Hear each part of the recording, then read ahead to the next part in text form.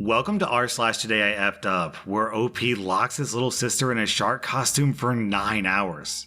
Today I effed up when my ex-girlfriend walked in to find me in the shower with my mom.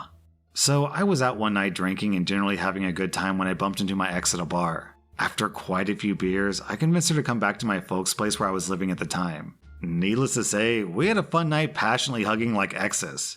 Next morning, I wake up with a massive hangover, a huge dose of regret, and my ex asleep on my pillow. I felt horrible and couldn't think of anything worse than cuddling and dredging up memories of a relationship that I definitely didn't want to be in. I needed to escape, so I told her I was going to take a shower, so off I went. I get to the bathroom and find my mom was in there taking a bath. What to do? I really didn't want to head back to bed and hang out with my ex. So given that the shower is separate from the bath, I make the fateful decision to interrupt my mom and ask if she's okay with me taking a shower. We're a pretty cool, liberal family. It's not like we take baths together, but we're pretty relaxed. So I jump in the shower and decide to sit down and nurse my hangover in relative privacy. Once seated on the floor, I can't even see my mom. She may as well not even be there. Next thing I know, I see the bathroom door open and my ex saunters in completely naked to surprise me.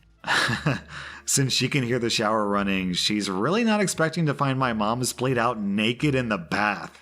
My mom shrieks, my ex shrieks, and then storms out and slams the door. This still makes me laugh to this day. No, OP, that can't be right. I saw this story on Pornhub, and that's definitely not how this video is supposed to go.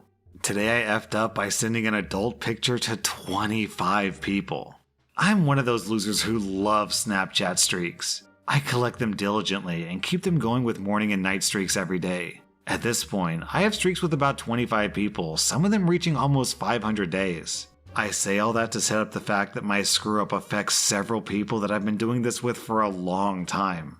Today, I was brewing coffee in my giant metal percolator. It's very shiny and reflective. I sometimes sleep in the nude, and last night was no exception. This morning, I was waiting until I had to get ready for work before I got dressed, so I was still very naked when I decided to send my daily morning streak. Today, I decided to take a picture of my brewing coffee as the picture. I'm not very creative. I did so, added a couple of good morning graphics, and sent it without a second thought. Then, one of my friends took a screenshot of my streak, prompting confusion. He sent it back to me and asked, did you mean to have your dick in the picture? Sure enough, in the picture, my little dude is clearly visible in the reflective surface of the percolator. I just sent this to 25 people, and so far, only a couple of them have opened it, but I now live in dread of what this day brings. OP posted the picture, and I looked at it, and yeah, that's definitely a dong, but obviously I can't post it to YouTube. So yep, that's a confirmed Tifu.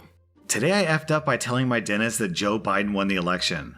I've been following the election all day, every day, waiting for a victory announcement. I had an appointment this morning to get a filling replaced, and of course, the second I leave my apartment, the fireworks and cheering start, so I check my phone, and lo and behold, Biden has claimed Pennsylvania. Anyway, I finish my walk to the dentist office. I'm in the chair, and the dentist and his assistant come in. I just say, it looks like they called the election for Biden, with no indication or preference one way or the other. I was gonna mention how I missed the news announcement and leave it at that. Instead, as soon as I mention it, the dentist gets a look of total defeat on his face, and then starts going off calmly about how the machines were having errors in Michigan, fake ballots, voter fraud, and having to recount all the states or something. At this point, he's proceeded to drill my mouth. I'm not fully numb, terrified and in pain. I've never been more scared in my life, worried that I upset this guy working on my mouth.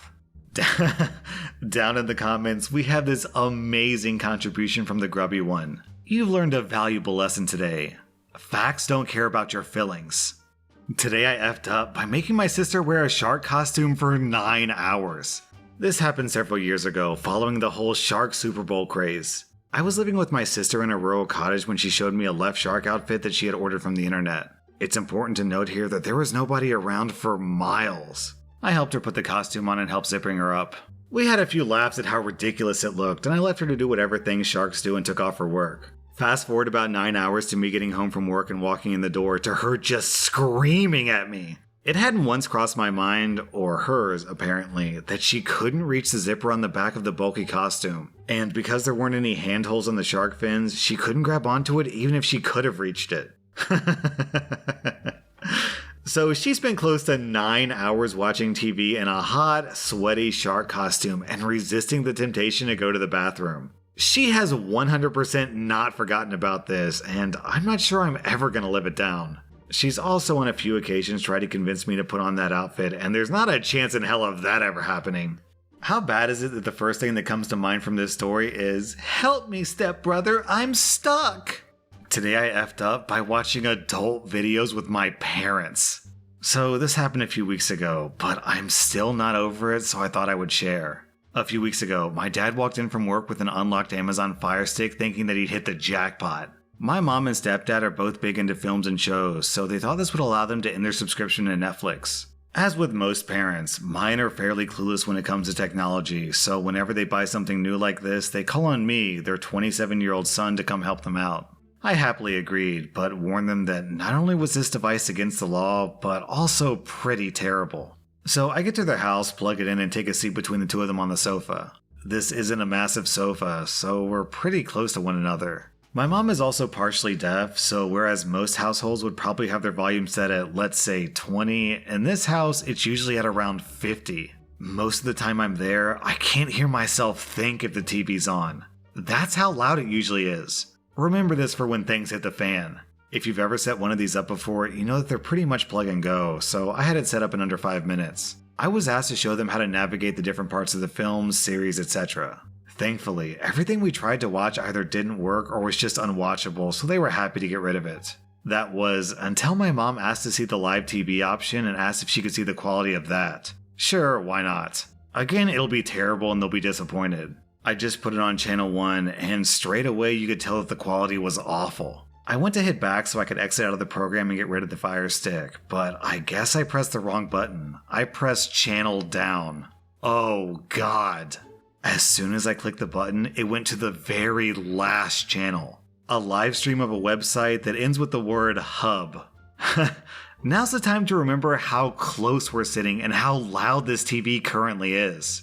Then OP describes what's happening, which I'm absolutely not gonna read. The squelching, slapping, and moaning noises will forever haunt me. I didn't know what to do. My mom was screaming, the girl on the TV was screaming. I looked at my stepdad and his jaw was on the floor. I frantically started hitting any button I can to try to get me out of this nightmare. But for a good few seconds, nothing happened. It finally turns off, and my mom and stepdad look at each other and just burst out laughing. I'm sitting here in the middle of them both feeling younger and more embarrassed than I ever have in my life. Still now, I can't go to the house without them bringing it up as a massive joke, when I'm truly still haunted by the whole thing. Down in the comments, we have this story from P and Pin. This reminds me of taking my mom with me on a work trip several years ago. We got to the hotel and she turned on the TV. It was loudly playing an adult video of two women from the pay-per-view channel. She was so startled that she yelled and threw the remote. It went behind the headboard of one of the beds. I was trying to find the remote while she was trying to figure out how to turn the channel on the TV. She was yelling, oh my gosh, good lord, oh good lord, the whole time. I ended up having to unplug the TV to get rid of the image of two stairs. My mom was completely horrified. I was both embarrassed and amused at the whole situation. Today I effed up by attending my sister's wedding. My sister's wedding was last weekend during a hurricane tropical storm thing. I haven't lived in my hometown for several years, so hurricane tropical storm survival skills are a little rusty. My best friend drove because I'd flown in for the event and didn't rent a car. As we're about to leave, I remember that my lipstick is in the house, and in case they want to do pictures at the reception or after the ceremony, I need to be prepared. I run back in the house, grab my lipstick, run back down the driveway, and open the door to my friend's car. In the 0.3 seconds that I stopped to open the door, my legs suddenly felt like they were on fire. So when the door opens, I'm screaming, I'm on fire! And my best friend looks totally befuddled as there's no evidence of anything burning. 3 seconds later, I realize that I've been swarmed by fire ants. Fire ants! In my shoes, in my clothes, in my hair, in the car. Hundreds of them. My best friend and I are frantically trying to get these ants off of me and out of the car. I run back in the house and rinse my feet off in the bathtub. My feet are starting to swell. I throw on a pair of slip-on casual shoes because my now swelling feet won't fit in the shoes that I brought to wear for the wedding. I get to the wedding 10 minutes late with whelps erupting all over my feet, legs, and fingers. I found an ant crawling on my arm in the church. Now, you know how you've been itching all over and you start to itch in places that shouldn't be itching, like a phantom itch? Okay, so I had an itch in my crotch during the wedding and reception. Yeast infection? No, probably just a phantom itch because my entire body is itching from the 45 or so bites. Or so I thought. A couple of days later, I return home and me and my husband have sexy time. He says, "Are you okay? Things feel kind of weird." I made some joke about getting old, and, well, during my shower, I intrepidly take a very graphic selfie to investigate. Fire ant bites. Yes, they bit me there. There is no WebMD entry for how to treat fire ant bites there. OP, you may not be a redhead, but you are now officially a fire crotch.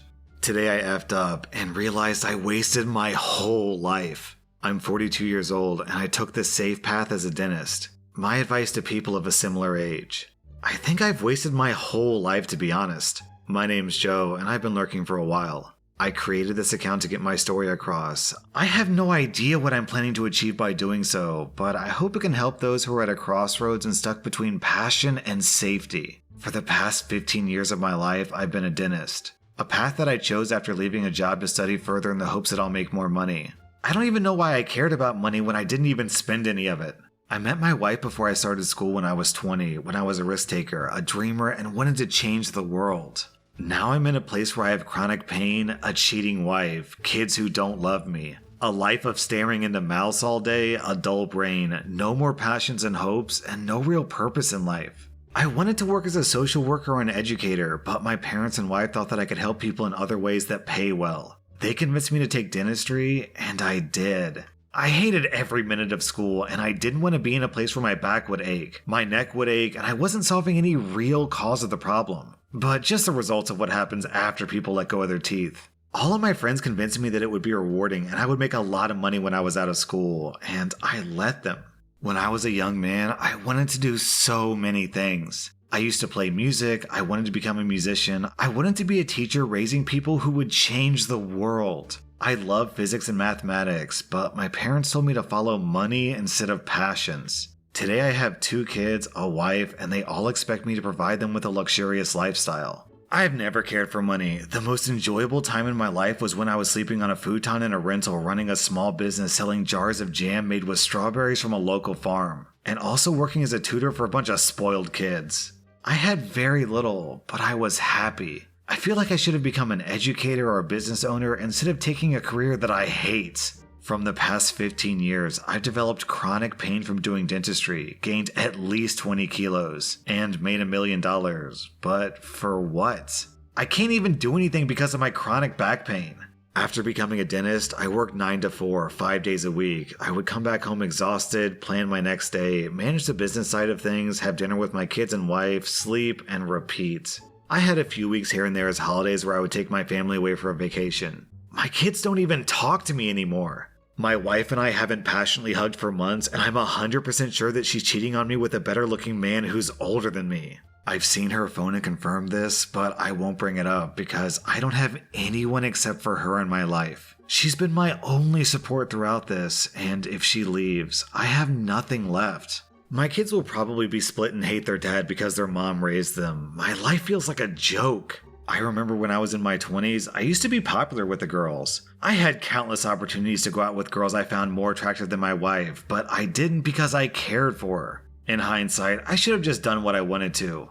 Maybe my wife would still be attracted to me and I'd be healthier and fitter. If I had my life all over again, I wouldn't settle down so early. I would date more and find more interesting friends, and I would never choose to be a dentist. I should have stuck to my passion for business, physics, teaching, and music. Even though I would have been broke, I think I wouldn't have cared. I would wake up every day working towards a better future and work harder because I'm not handed money on a silver platter. The list goes on. I feel that it's too late to go back to pursue my passions now. My kids have expectations. My wife has expectations. Society thinks that I'm useful and important. Sorry if this is a long read, but I just had to say it. I truly have made a joke out of the one life that I was given by choosing money, stability, safety, and other people's opinions over my real passions. To all the people stuck between money, stability, safety, and passions, just chase your passions because the safe path doesn't guarantee that you'll live a life that was worth living. OP, my heart really goes out to you, but come on, you're 42, you're not dead. You can still live a happy, fulfilling life, but only if you make some changes. Change number 1 would be dumping your cheating wife. Change number 2 would be understanding that just because you have to provide for your kids doesn't mean you have to spoil them with tons of money and cars on their 16th birthday. If you're a millionaire and you've made enough money to support you and your kids for the rest of your life, then what's stopping you from starting over? Down in the comments, Casual Potato says, it's never too late to do something different. Morgan Freeman was over 40 when he got his first acting job. And to that, OP says, yeah, but I have no transferable skills from this career. All I feel like is a drill. I'm not sure what I can even do anymore. I'm sure Morgan Freeman was developing his skills in acting at least before getting his job. I haven't been doing anything for the past many years except running a dental practice. OP, you're the type of person who earned yourself a medical degree, runs a successful business, and became a millionaire, but all I'm hearing is whining and a quitting attitude. I mean, I don't want to trash on you too much because I can tell that you're really down, but for real, you're clearly an incredibly smart person. Like, the mere fact that you're a successful dentist means that you're already probably in like the top 5% most intelligent people on planet Earth, I would say. So when you say that you don't have any transferable skills, I say that's BS. When I started my YouTube channel, I didn't know the first thing about YouTube, but I just dove into it because I was passionate about it and the passion drove the learning. So it's not too late, OP, just pursue something that you're passionate about. I know that you're a smart person, so your intelligence plus your passion will almost necessarily mean success for you. That was rSlash Today I F'd Up, and if you like this content, then check out my podcast where I publish the exact same episodes. Also, hit that subscribe button because I put out new Reddit videos every single day.